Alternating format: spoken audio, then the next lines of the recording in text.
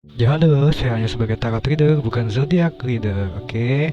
Walaupun saya ada playlist pembacaan yang berhubungan dengan zodiac related, tapi ada tulisan just for fun. Karena sekali lagi bagi saya ya, bagi saya itu 12 zodiak manusia ada miliaran, jadi manusia ada miliaran. Jadi kayak benang merahnya tuh tipis sekali ya. Ya pada saat saya live sih ini sebenarnya saya tidak ada masalah dengan dia, saya masalah dengan IDSM ya. Karena dia tuh kayak biasa ya, yang selalu bikin saya naik pitam ya, tapi belakangan udah mulai saya sabar-sabarin ya. Nanyanya tuh bukan komentar tuh bukan bertanya. Bertanya itu kan apa, siapa, bagaimana, di mana, mengapa, ya kan? Kapan, oke lah saya jawab, tapi tidak secara spesifik. Tapi si IDSM itu intinya saya problemnya dengan si IDSM itu dah ya yang saya ladeni. Tapi dengan si Mbak 227 atau Mas SRS ya, dia feedbacknya sudah oke tuh. Udah saya nggak bahas lagi. Saya baca lagi, wak wak wak, gue astrolog selalu benar, pasien gue 1000. Itu juga tidak saya ladeni, tapi saya ada niat, nanti saya mau tanya. Karena saya lihat akun dia kecil, mungkin cuma di TikTok, mungkin akun kecil. Saya pengen lihat akun besar dia. 1000 pasien tuh bener-bener kayak mana sih ya, belajar astrologi itu di mana? Karena yang saya pahami belajar astronomi ya. Memang kayak tarot juga ya, tidak faktual, tidak pasti. Tapi sampai dengan 1000 pasien, itu kayak Dr. Andes Hisham Fahri. Dia bikin membuat buku tarot psikologi dan dia ada memecahkan rekor muri untuk pembacaan tarot yang bisa dikatakan resonate. Masuk rekor muri, Museum Rekor Indonesia. Ini Mbak ini udah masuk belum? Harusnya bisa loh masuk rekor muri. Mana yang saya pahami ya. The Strength Major 8 melambangkan Leo. The Devil melambangkan Capricorn.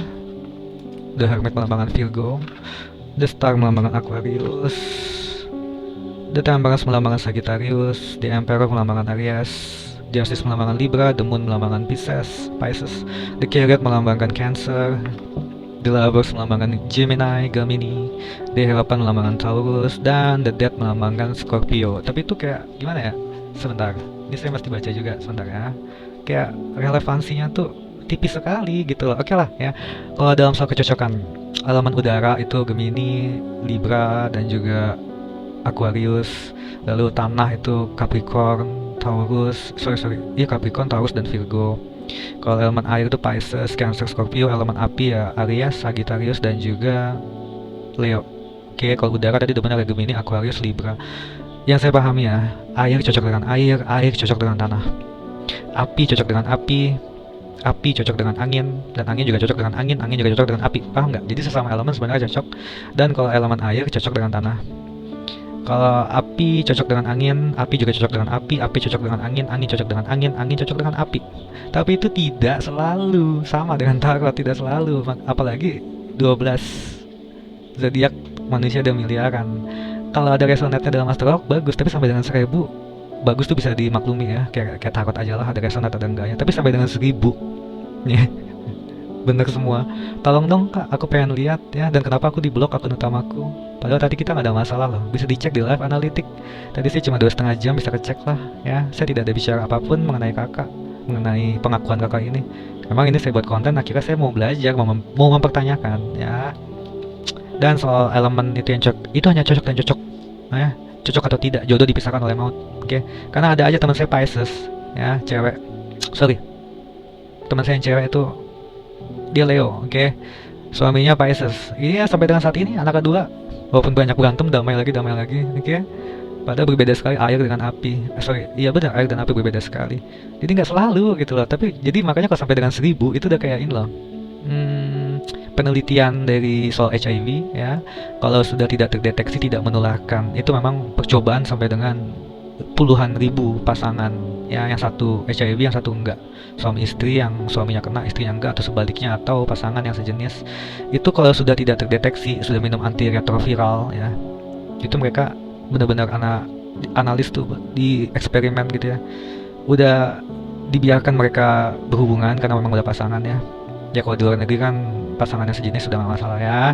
Dalam artian tuh kalau udah minum ARV udah tidak terdeteksi, itu 0% tidak menularkan. Tapi memang kalau donor darah beda lagi. Dalam artian kalau udah nyampe ribuan itu harusnya bisa dipastikan. Oke kak ya. Sebentar saya baca ya, karena saya nggak hafal jujur. Ini saya tutupin karena ini nggak perlu, ini perlu ditutupin. Oke, ini sumber dari Cosmopolitan, sorry ya. The Emperor melambangkan otoritas, kekuatan, serta kepemimpinan. Lihat saja kartu di atas. Sang raja duduk di kursi. Mana sih The Emperor? Singgasananya yang besar dengan hiasan 4 kepala domba yang melambangkan koneksinya dengan Aries yang juga memiliki lambang seekor domba dan planet Mars. Oke, ada hubungan dengan planet-planet juga ya, kayak Sailor Moon ya. Di tangan kanannya ia memegang Ankh ini Ankh ya. Sebatang tongkat yang dia dalam kepercayaan Mesir dianggap sebagai simbol akan kehidupan, dan di tangan kirinya yang memegang sebuah bola orb. Oh, ini bola orb yang melambangkan dunia yang ia kuasai. Dengan pengaruh The Emperor, kamu terlahir sebagai seorang pemimpin sejati. Jadi jangan pernah takut untuk mencoba dan ajukan dirimu untuk bertanggung jawab atas suatu pekerjaan di kantor, untuk urusan asmara, terutama SEXEX. Kamu suka berada on top, berada di atas. Jadi kamu perlu pasangan yang bisa menghargaimu serta memiliki stamina yang tinggi untuk mengikuti kemauanmu. Step into your power, Aries BB, and channel the Emperor's energy. Lanjut ke Taurus di Eropan. Sama aja, paham nggak? Sama aja dengan Galaxy Tarot yang suka saya pakai. Jadi relevansinya makanya saya bilang hampir nggak ada. Ini cuma melambangkan bahwa memang otoritas layaknya sang Aries, layaknya sang domba ya, karena ada kepala dombanya di sini ya. Bagaimana dia ada otoritas itu mah nggak perlu dibaca Ariesnya, oke? Ya memang sifat Aries rata-rata memang dia tuh workaholic ya, tapi nggak semua, ada juga Aries yang malas ya. Makanya kalau ditarot butuh nama asli, kisah yang jelasnya seperti apa.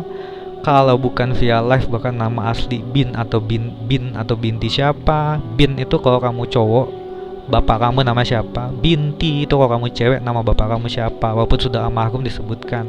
Itu kalau yang benar-benar jarak jauh banget via konten yang sempat saya buat, tapi banyak yang nggak paham, ya udahlah, stop di free reading 6. Itu juga di free reading 6, mbak-mbak ibu-ibu berhijab juga dia nggak paham. Bukan yang nggak paham, bagi dia di daerah dia kalau sudah punya anak nggak perlu sebutin nama ayah lagi. Padahal mah bin dan binti itu memang dari asal dari Arab. Mau kamu udah punya anak, mau kamu udah punya cucu, mau kamu udah nenek-nenek, tetap aja nama kamu siapa, bin atau cewek, binti, nama ayah kamu, seperti itu. Ya seperti itulah ya, relevansinya hampir nggak ada, hampir sama aja, tarot aja. Kalau saya bacakan zodiak dulu, karena akun pertama sempat meledak, tapi sekarang mah udah enggak. Entah orang udah males ya, atau memang udah banyak pakar zodiak lain. Makanya kalau udah nyampe kayak kakak nih, nyampe 1000 bisa kakak tuh bisa bener-bener kayak wak wak wak, gue astrolog selalu bener, pasien gue 1000. Pengen lihat kak, pengen belajar serius ya, karena pemahamanku dalam zodiak hanya sedikit. Terima kasih kakak.